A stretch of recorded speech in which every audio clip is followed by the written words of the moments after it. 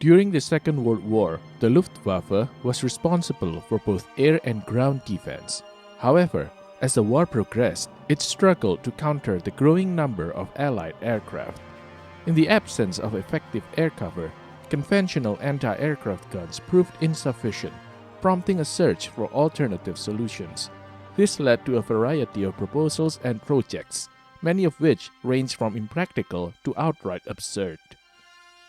From a modern perspective, it's easy to question why some of these ideas were even considered. However, wartime desperation played a significant role. Some individuals sought to avoid conscription by working on classified projects, while others genuinely believed they had devised innovative solutions, despite lacking the technical knowledge to make them viable. There were also those driven by ideological fanaticism, willing to pursue even the most far-fetched concepts. Out of the many proposals that emerged during this time, we have selected 10 that stand out as both fascinating and lesser known. In the year leading up to the outbreak of war, the German army received substantial funding, much of which was allocated to military and weapons research. This included significant investments in anti-aircraft development. For light anti-aircraft weaponry, the Germans ultimately adopted the 2 cm caliber. However, this decision was not reached easily, as numerous projects failed to gain approval for service. Among these were the poorly documented multi-barrel 2 cm Salvenmaschinenkanone (SMK) and the 1.6 cm Luftwaffe. The core concept behind these weapons was to mount as many heavy machine guns or cannons as possible onto a single platform, either in a linear arrangement or stacked vertically in pairs. At least 5 different prototypes were developed by various companies throughout the 1930s. Despite their formidable firepower, their failure to enter service suggests they suffered from significant mechanical issues. Attempting to operate up to 8 machine guns simultaneously likely led to severe feeding and reliability problems that proved difficult to overcome. Due to the scarcity of documentation, these experimental weapons might have been forgotten entirely if not for the surviving prototypes captured by the Soviets after the war. Today, they remain on display in Moscow, serving as rare remnants of Germany's unconventional attempts at anti-aircraft warfare. To counter the challenge of engaging enemy aircraft at altitudes beyond the reach of small-caliber weapons, the German army adopted the 8.8 cm Flak 18 anti-aircraft gun in the 1930s. Recognizing that this caliber was the bare minimum for such a role, they later introduced larger 10.5 cm and 12.8 cm anti-aircraft guns. However, in 1936, the Luftwaffe initiated the development of an even larger 15 cm flak gun. 2 companies responded, Krupp with the Gerät 50 and Rheinmetall with the Gerät 55. Both designs were similar to the 12.8 cm flak, but Krupp incorporated a 10-round magazine with a semi-automatic loader to increase the rate of fire. Each gun weighed slightly over 22 tons when positioned for firing, with a maximum engagement range of 16.3 km. Despite these innovations, both designs underperformed, leading to their cancellation in 1940. The project was revived when the Luftwaffe requested a new 15 cm flak capable of firing a 42 kg round at a muzzle velocity of 960 meters per second. Once again, Krupp and Rheinmetall submitted new designs, this time designated Gerät 60 and Gerät 65. However, in late 1942, Luftwaffe officials abandoned the development of mobile heavy anti-aircraft guns, deciding instead that such weapons would only be used in static positions. Both companies adapted their designs accordingly, adding the suffix F for fest, meaning static, to their project. The guns were scheduled to enter the prototype stage in 1944, with production planned for 1945. However, this plan collapsed when the development of calibers larger than 12.8 cm was forbidden in 1943, except for testing purposes. Late in the war, there were even paper proposals for 24 cm anti-aircraft guns, but these never progressed beyond the drawing board. While rockets developed during the war were primarily designed for engaging ground targets, They were not limited to this role. Their inherent versatility allowed them to be adapted for use against aerial targets and even large ships. The Germans experimented with various such projects, including ground-to-air missiles meant to counter the growing threat of Allied bombing raids. However, these efforts produced mixed results, rarely achieving the success their designers had envisioned. Attempts to develop guided anti-aircraft rockets launched from the ground met with only limited success. As the war progressed and resources became increasingly scarce, the Germans turned to simpler weapon systems designed to saturate the sky with large volumes of unguided rockets, hoping to bring down enemy aircraft through sheer numbers. One such weapon was the 2-cm Luftwaffe air fist, also known as the Fliegerfaust, flying fist. This was a shoulder-mounted 9-barrel rocket launcher with 8 barrels arranged in a circle and a 9th in the center. The design emphasized simplicity and cost-effectiveness, utilizing preloaded rocket clips. The 2-cm rockets were essentially modified versions of high-explosive ammunition originally used in early Panzer II tanks and anti-aircraft cannons. This modification was intentional, aimed at speeding up development by repurposing existing munitions. To operate the Luftwaffe, the user would shoulder the launcher, acquire a target, and activate an electrical trigger. This would ignite the rocket engines via connected wires, firing the rockets in 2 rapid salvos with a slight delay between them. In theory, this would launch 9 small rockets in quick succession, intended to inflict heavy damage on low-flying enemy aircraft. The weapon had a maximum effective range of around 500 meters. Approximately 10,000 units were produced in 1945.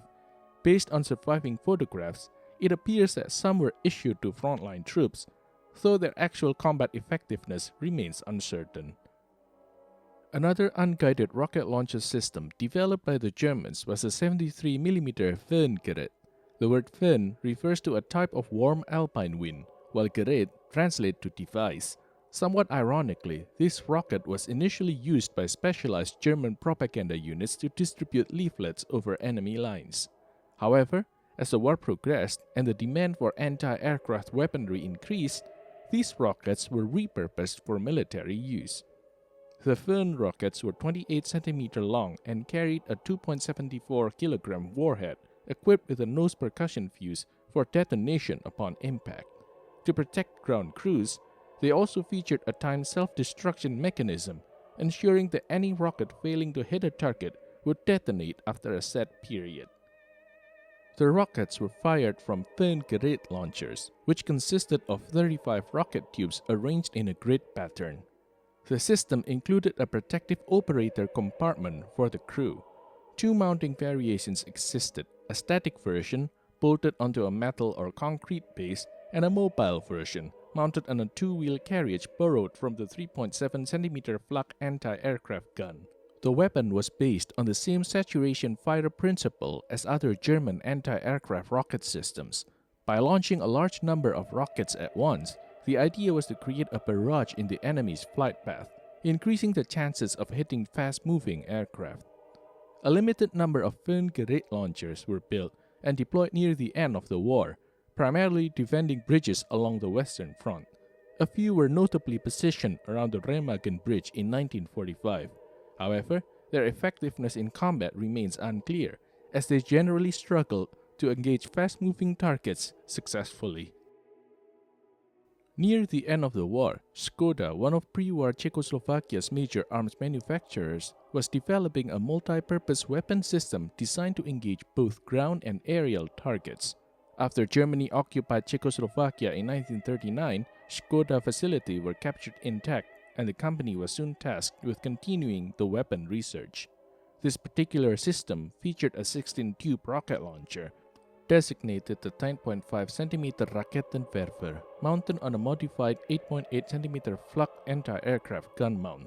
The development of this system ultimately led to the creation of a single prototype. At some point, Skoda's engineers decided to create a self-propelled variant of this weapon. Due to its significant weight, they selected a Panther tank chassis for the platform.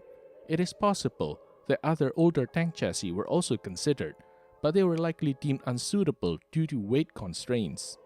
Given that this project emerged in late 1944 or early 1945 during a period of widespread chaos in Germany, very little is known about its history or technical specifications. What is documented is that each rocket weighed 19 kg, while the system's total range remains unclear. Its velocity was recorded at 700 meters per second. The project never progressed beyond the drawing phase, and no functional prototypes were built. The primary reason for its likely cancellation was the scarcity of Panther tank chassis. Additionally, with the war nearing its end, even if the design had been approved, it was highly unlikely to enter production, as setting up the necessary manufacturing infrastructure would have taken months, time Germany no longer had. The last ground-based anti-aircraft weapon on this list is reserved for one of the most bizarre contraptions ever conceived for this purpose. Known in the few available sources as the Windcannon or wind gun, this obscure and poorly documented project should be approached with a healthy dose of skepticism. Essentially, the Windcannon was an oversized air compressor designed to fire powerful jets of air into enemy aircraft formations. The device consisted of a large boiler connected to a long tube that curved upward at the end, where a nozzle was positioned. The entire assembly was mounted on a large base, making it completely immobile. In theory, the Windcannon operated by igniting a mixture of hydrogen and oxygen, creating a high-pressure air and steam that would travel through the tube and be expelled from the nozzle.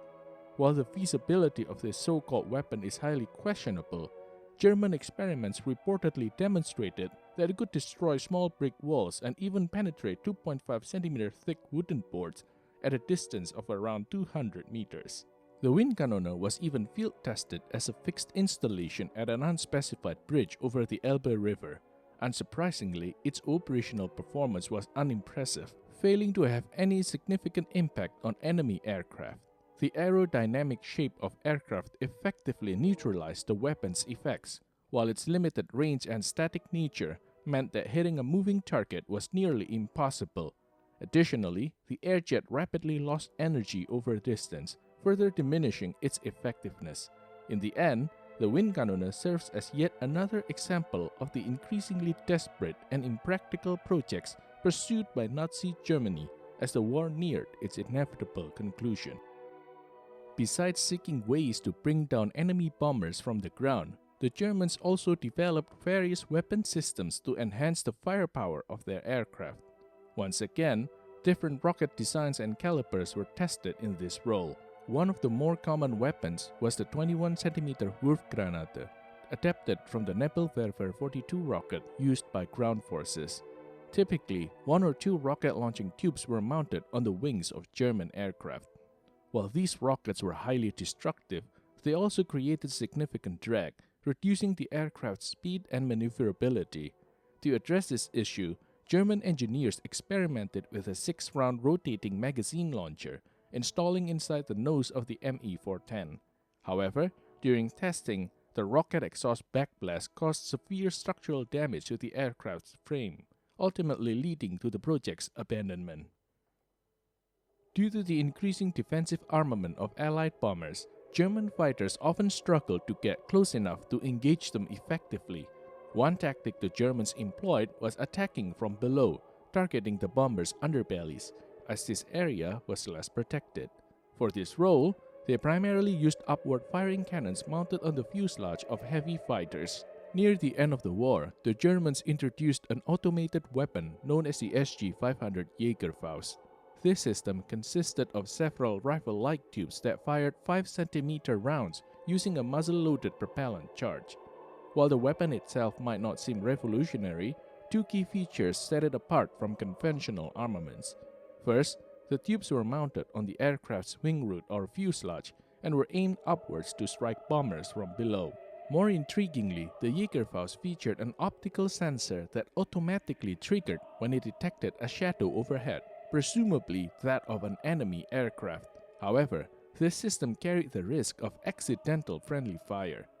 The Jägerfaust was successfully tested on the Me-163 and saw combat use in April 1945, where it managed to bring down 3 Allied bombers. Unfortunately, shortly after these initial successes, The factories producing the weapons were destroyed in bombing raids, halting further deployment of this weapon. The Germans recognized that small caliber weapons were largely ineffective against Allied heavy 4-engine bombers. This realization led them to develop larger caliber guns, which could inflict severe damage but also generated significant recoil. To address this issue, they explored the use of recoilless guns, which eliminated recoil-related problems. In 1944, Rheinmetall developed an 8.8 cm recoilless gun designed for installation in larger twin-engine aircraft. This weapon, designated the Düsenkanone or jet gun, commonly known as a Duka 88, was paired with a manually loaded 10-round magazine. To manage exhaust gases, 2 angle exhaust tubes were routed through the aircraft's fuselage. Ground tests were conducted on a modified Ju-88, and the results were deemed successful. However, for unknown reasons, the project was ultimately cancelled before it could see operational use. The final weapon on this list is not a gun or a rocket, but rather the aircraft itself. Throughout the war, some within the Luftwaffe proposed ramming enemy bombers. Given the low survival chances for the pilot, these projects were often dismissed.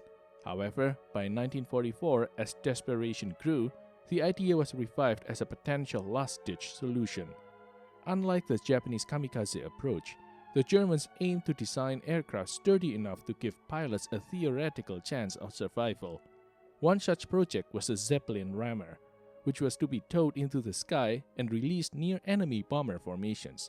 It featured a rocket engine and was armed with a salvo of rockets for initial attacks.